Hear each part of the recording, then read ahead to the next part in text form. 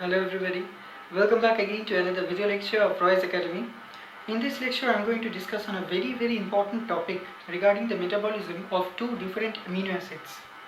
Now one more strange part in this aspect is one of the amino acids get catabolized into another one. Okay, so basically I am going to discuss on the catabolic pathways of these two amino acids. And essentially these two amino acids are coming under the class of aromatic amino acids. Now there are several intermediary steps in which several intermediary enzymes are participating to convert one prior product or parent product into another substrate, okay, which is again getting converted into another product. Okay, so basically in this catabolic pathway these two amino acids are being converted to more than one different end product. And now we are going to see in course of our lecture or discussion that how these end products are participating in other metabolic pathways in other portions or areas within a cell, within a subcellular anatomy, and also thereby regulating the vital physiological and regulatory aspects of different bodily functions. So let's have a look at how these two amino acids are playing their role. The name of these two amino acids are specifically phenylalanine and tyrosine. Okay, so let's have a look how the catabolic pathway is playing its crucial role. Firstly, we have phenylalanine.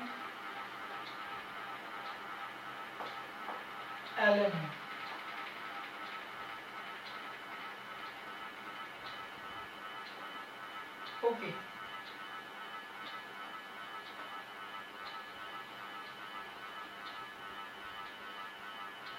Firstly, we have phenylalanine. Now, this phenylalanine amino acid, in the presence of phenylalanine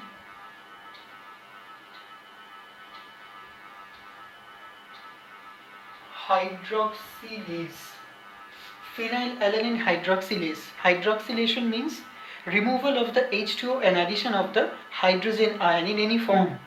Okay, so in the presence of phenylalanine hydroxylase, with the removal of H2O and also addition of an electron from NADH in the form of this hydrogen ion, which is carrying a proton and an electron itself. Basically it's carrying an electron, the hydrogen atom, the hydrogen ion, hydride ion, H negative, He minus ion, which is being donated by the NADH electron donator, with the removal of the H2O. In the presence of phenylalanine hydroxylase, the phenylalanine gets converted to tyrosine. Okay, now you see that how one amino acid is getting catabolized to another amino acid. So basically here these two are the important amino acids that is the topic of our discussion today. So let's have a limelight on the rest of the pathway, that how the tyrosine is getting catabolized. Now the tyrosine, in presence of tyrosine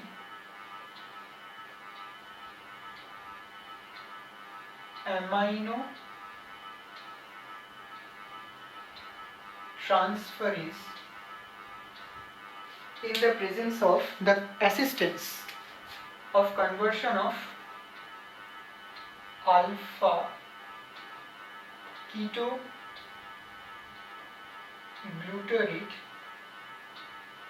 to glutamate. Okay. In the presence of tyrosine aminotransferase, this tyrosine amino acids gets converted to para hydroxy phenyl pyruvate. So basically what is happening in this step is the amine group from the tyrosine is being removed and donated to the alpha ketoglutarate, which is rather getting converted to glutamate. And now on the removal of the amine group from the tyrosine, it is getting converted to para-hydroxyphenyl pyruvate in the presence of enzyme aminotransferase. Now this para-hydroxyphenyl aminotransferase in the presence of hydroxyphenyl pyruvate, the para-hydroxyphenyl pyruvate in the presence of hydroxyphenyl pyruvate deoxygenase, that is removal of the oxygen radical, gets converted to homogentisate. Okay. Now this homogentisate compound in the presence of homogentisate 1,2-deoxygenase gets converted to mallyl acetoacetate. Now this mallyl acetoacetate compound, again in the presence of mallyl acetoacetate isomerase, which is isomerizing the mallyl group of the acetoacetate attached with the acetoacetate. It is basically a hydrocarbon compound where the acetate salt is present along with the aceto group, which is attached to the hydrocarbon chain called mallyl. So mallyl acetoacetate isomerase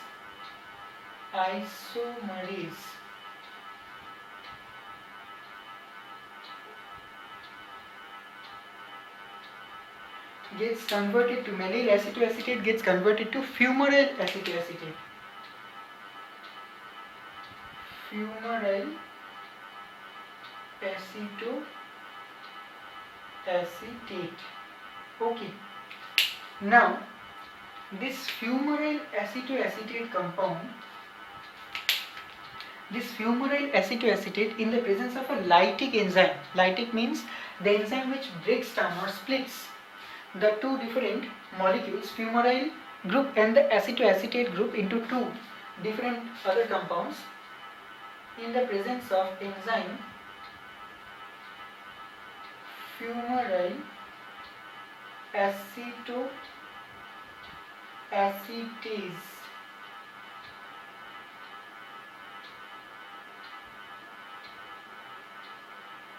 Okay, acetoacetate is a lytic enzyme which helps in, it's like a fumarate acetoacetate can be also named as fumarate acetoacetate lyase. Okay, it's basically a lytic enzyme which is splitting the fumarate acetoacetate molecule into two different end products. Okay, which is called, one of them is called fumarate and another one is acetoacetate.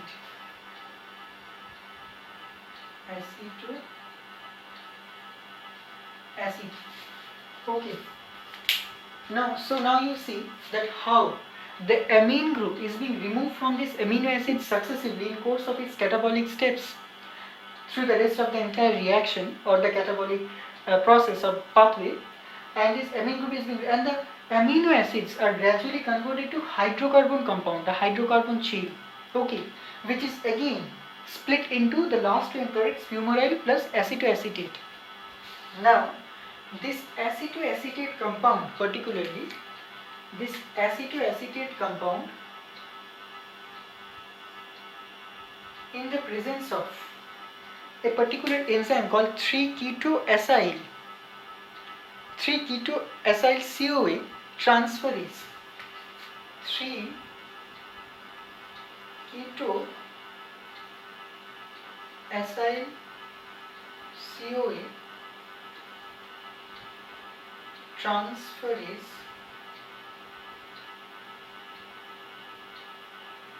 it is helping in transferring the acyl CoA group along with the keto group, that is C double bond O functional group, along with an acyl group, that is hydrocarbon CH radical, with the coenzyme A. Coenzyme is a loosely attached cofactor with the transferase enzyme, transferase molecule. It's so from where the ketoacyl CoA is being donated or coming? It is coming none other than from the conversion of succinyl CoA to succinate. So the succinyl CoA, this succinyl CoA is coming from where? The TCA cycle or the Krebs cycle. That same succinyl CoA is participating, this succinyl CoA is being donated from the TCA cycle. That same succinyl CoA is getting converted to succinate in the presence of enzyme 3-ketoacyl CoA transferase, which is transferring that CoA group, the acyl CoA, succinyl means it's having an acyl group, the CH radical, the CH radical is present with the coenzyme A, okay, with a cofactor. Now that entire ketoacyl group present in the succinyl CoA molecule is being transferred to where? The acetoacetate, and succinyl CoA is getting converted to succinate, which is again entering the TCA cycle, right? Because succinate succinyl CoA reductase is reducing succinyl CoA to succinate, then succinate dehydrogenase is converting succinate to what? In the fumarate or the fumaric acid, okay. Now this acetoacetate compound in the presence of these 3-ketoacyl CoA transferase and the conversion of succinyl CoA to succinate forms acetoacetyl CoA, okay, acetoacetyl CoA. And now this acetoacetyl CoA again in the presence of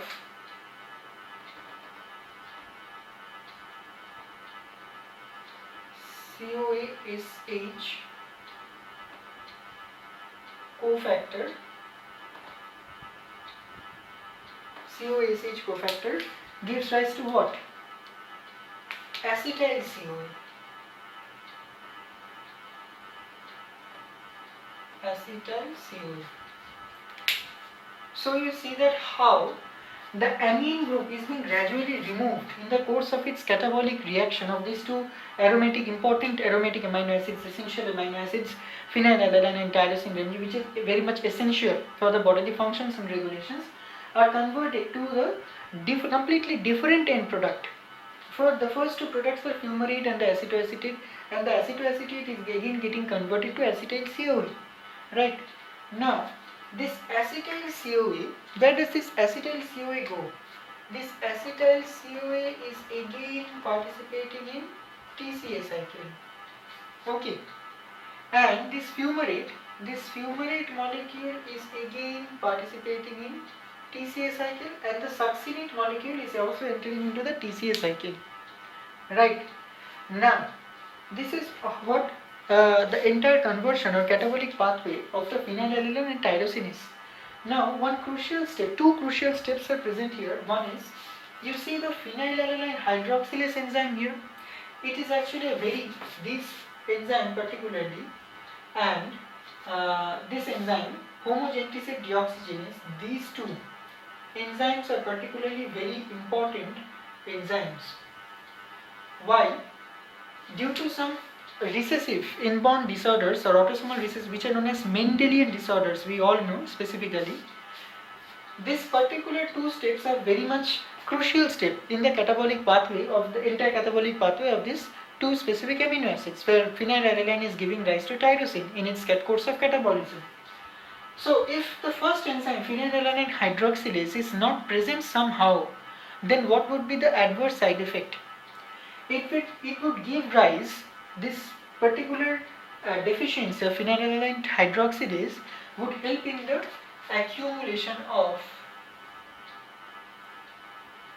phenylalanine compound.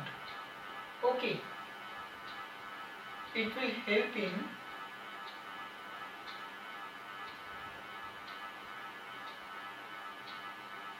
the accumulation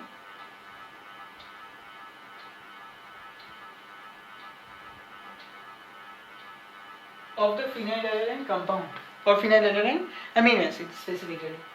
So when this compound gets accumulated, okay, when this particular amino acid is getting accumulated too much within the cell, then the condition is termed as phenyl ketonuria. Phenylketonuria, which is a very detrimental disease or disorder, which happens due to the accumulation of phenylalanine amino acid of the phenylalanine molecule. So this happens due to the deficiency of this particular enzyme, phenylalanine hydroxylase. So phenylalanine, in course of its gradual accumulation, cause phenylketonuria, which is symptomatized with vomiting, then brain disorders, brain damage, memory loss. In severe cases it might lead to memory loss, diarrheic condition, and vomiting, and also it might lead to muscle degeneration, central nervous system failure, okay, and neurological or neurodegenerative condition, improper or impaired mental health. These are some adverse side effects of phenylketonuria, where the phenylalanine amino acid on continuous accumulation forms ketone bodies, which goes on accumulating in our body and leads to toxic detrimental side effect, right? And apart from the phenylketonuria, I said this step is also important. So what has happened in this step? If the homogentisate deoxygenase enzyme is not present, then in this particular step, if this homogentisate deoxygenase enzyme is not present somehow, then this compound homogentisate would gradually accumulate. It will also accumulate in the body,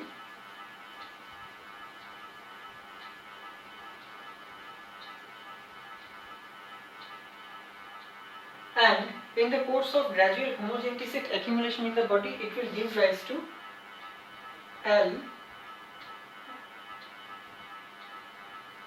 alkaptonuria.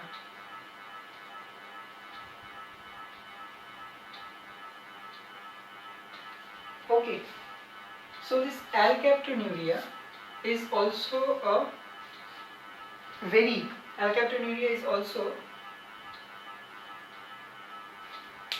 adverse or detrimental disorder, which happens due to the accumulation of the homogentisate, which gradually forms homogentisic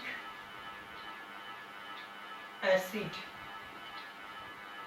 Okay. Now this homogentisic acid gradually comes out through urine, which is called black urine disorder, right? And also makes the blood black in some time, and then liver failure or liver damage happens. It also slows down the heart rate. Arrhythmic conditions happens. The tachycardia or the bradycardia have too much differentiation or too much variations among themselves, apart from the normal course of the rhythm, right? So this homogentisic acid is very much toxic or detrimental, leading to alkaptonuria or alkaptonuric condition, symptomatized with these adverse side effects. So you see that how this metabolism of these two amino acids is very much important. Okay, because if somehow the process stops here in this step, then this adverse reaction will result, or if the process somehow stops in this step, then this adverse condition will be resulted, right? And when the entire process is completing itself or operating in the normal course of its duration, then in the normal course of duration, two different end products, the fumarate acid, a different kind of end product is being formed, which is not harmful to our body, and those end products are gradually partaking the other metabolic pathways like the TCA cycle, which helps in liberating generating energy and also helps in liberating the electron donators, thereby participating in the energy recreation process within the mitochondrial matrix, right? So this is all about how the phenylalanine and the tyrosine, these two amino acids are catabolized into different products, and how one amino acid is being catabolized from another one. Okay, so if you like this video, please subscribe my channel and also comment down in the description comment section below, and also if you have any personal queries or doubts, please put a query within the personal chat box and inboxes of the link descriptions provided in the description box. And also please positively share the video as much as possible, and last but not the least, again, please subscribe my channel so that I can make more videos for you people enthusiastically, because that is the only way to show you love and affection for my channel. Thank you.